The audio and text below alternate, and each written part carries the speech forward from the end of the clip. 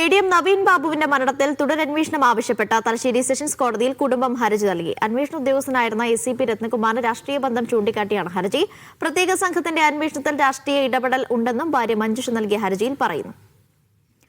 ബിജീഷ് ഗോവിന്ദൻ വിവരങ്ങൾ നൽകും കണ്ണൂരിൽ നിന്ന്. ബിജീഷ്, ഏത് സാഹചര്യത്തിലാണ് ഈ ഹർജി, ഒപ്പം എന്താണ് ഇതിന്റെ ഉള്ളടക്കം?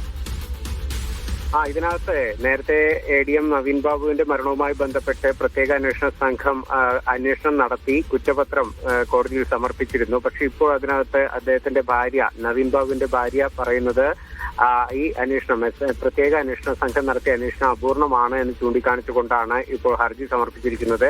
അതിനകത്ത് അവർ പ്രധാനമായും ചൂണ്ടിക്കാണിക്കുന്നത് അന്നത്തെ പ്രത്യേക അന്വേഷണ സംഘത്തിന്റെ തലവനായ ACP TK രത്നകുമാറിന്റെ രാഷ്ട്രീയ ബന്ധങ്ങളാണ്.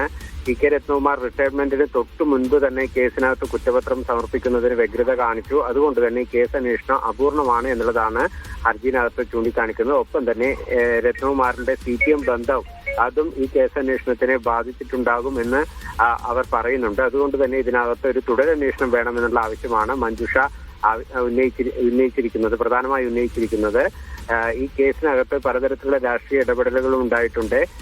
കേസന്വേഷണം പലതരത്തിൽ സ്വാധീനിക്കപ്പെടുകയും യഥാർത്ഥ കുറ്റവാളികളെ കണ്ടെത്തുന്നതിനും അതിനാവശ്യമായ തെളിവുകൾ കണ്ടെത്തുന്നതിനും പ്രത്യേക അന്വേഷണ സംഘം പരാജയപ്പെട്ടു എന്നുള്ളതാണ് മഞ്ജുഷയുടെ ഹർജിയിൽ പ്രധാനമായും ചൂണ്ടിക്കാണിച്ചിരിക്കുന്നത്.